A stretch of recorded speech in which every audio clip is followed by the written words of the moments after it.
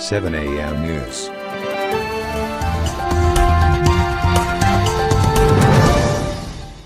नमस्कार, मैं वीरेंद्र कुमार विवेक और आप देख रहे हैं 7 AM न्यूज। बिहार सरकार के मंत्री संतोष सुमन ने बाढ़ को लेकर चिंता जाहिर की है। उन्होंने कहा है कि बिहार में एक बार फिर बाढ़ अपना कहर बढ़ा रही है, लेकिन सरकार पूरी तरह से सजग है। उन्होंने कहा कि सरकार के स्तर पर इसकी मॉनिटरिंग की जा रही है ताकि लोगों को राहत और बचाव पहुंचाने में कोई दिक्कत ना हो। उन्होंने कहा कि फिलहाल सरकार नियंत्रित करने में लगी है। यदि जरूरत पड़ी तो केंद्र सरकार से बाढ़ को लेकर राष्ट्रीय आपदा घोषित करने की मांग की जाएगी।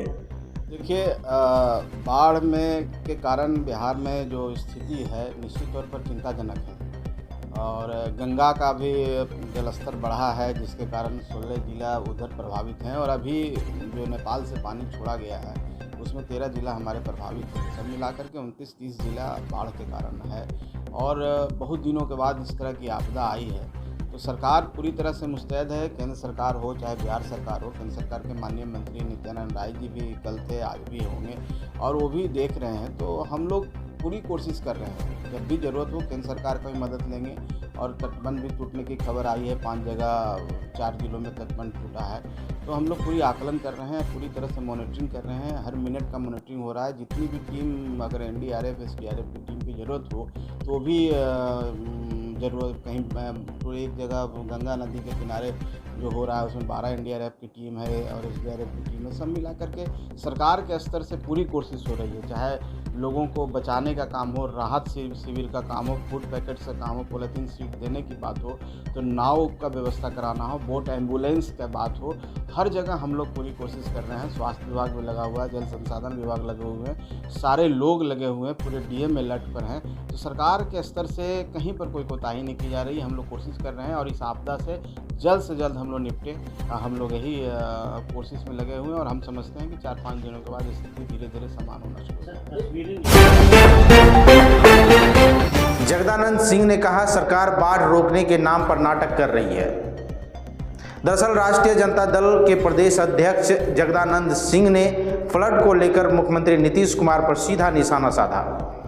जगदानंद सिंह ने कहा कि बाढ़ रोकने के नाम पर बिहार में केवल नाटक होता रहा है, इसलिए नीतीश कुमार को इस पर जवाब देनी चाहिए। उन्होंने कहा कि बाढ़ आने के बाद राहत और बचाव कार्य चलाने की बात कही जाती है, लेकिन बाढ़ रोकने के लिए सरकार की नीति कभी भी सही नहीं रही, जिनके चलते लोगों को परेशानियां झेलनी पड़ रही है।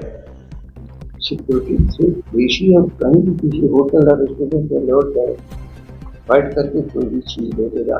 एक नदियों के भीतर जहाँ हमारे टर्मिनल बने हैं उसके अलावा कहीं खड़ा नहीं हो सकता और नियंत्रण हो जाता है।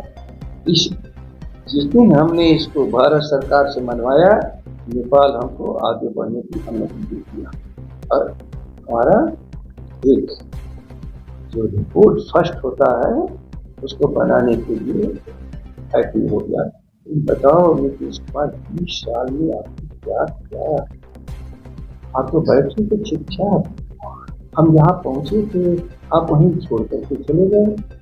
इसलिए अभी भी मैं कह रहा हूँ, नाटक करने की जरूरत नहीं।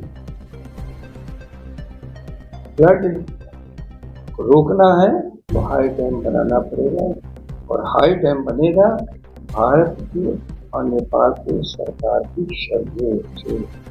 वरना जब बाढ़ आ जाएगी तो राहत का काम कर सकते हो, जो आपदा प्रबंधन का काम है, और कोई दूसरा रास्ता नहीं। बिहार के मुजफ्फरपुर में मुख्य न्यायिक दंडाधिकारी की अदालत में लालू प्रसाद यादव के खिलाफ एक आपराधिक मुकदमा दर्ज कराया गया, जिसमें आरोप लगाया गया कि जानबूझकर अपने राजनीतिक फायदे के लिए पूरे बिहार वासियों को ट्वीट्स पर पोस्ट करके बिहारियों का अपमान किया है, जिससे आहत होकर अधिवक्ता सुधीर ओझा ने यह मामला दर्ज कराया है। इस मामले को लेकर सुधीर ओझा ने बताया कि कई धाराओं में यह मामला दर्ज किया गया है। आइए देखते हैं परिवादी सुधीर कुमार ओझा ने क्या बताया इस पूरे मामले को लेकर। आज हमने अपर मुख्य न्यायिक दंडाधिकारी पश्चिमी मुजफ्फरपुर की अदालत में पूर्व केंद्रीय मंत्री, बिहार सरकार के पूर्व मुख्यमंत्री श्री लालू प्रसाद यादव जी के खिलाफ एक आपराधिक मुकदमा दर्ज कराया है। दर्ज मुकदमे में हमने BNS की धारा 352, 353, 351 क्लॉज 2, 3 के साथ साथ 152, 196 के तहत दर्ज मुकदमे में आरोप लगाया है कि इनके द्वारा अपने पोस्ट पर X पर बिहार इक्वल टू बलात्कार कह करके बार बार जो पोस्ट किया गया है, इससे स्पष्ट है कि जानबूझ करके साजिशन अपने राजनीतिक तुच्छ लाभ के लिए इन्होंने समूचे बिहार वासियों को इस श्रेणी में ला दिया है, बलात्कारी बना दिया है। जो बिहारियों होने के नाते जब हमने यह न्यूज़ देखा, इनके बयान देखा, तो काफ़ी भावना का ठेस पहुंचा और करोड़ों बिहारियों के भावनाओं को इन्होंने ठेस पहुंचाया है। माननीय न्यायालय ने इसे स्वीकार कर लिया है और सुनवाई के लिए मुकर्रर कर दिया। खबर का सिलसिला जारी है, बने रहिए 7 AM न्यूज़ के साथ। तब तक के लिए नमस्कार। 7 AM News।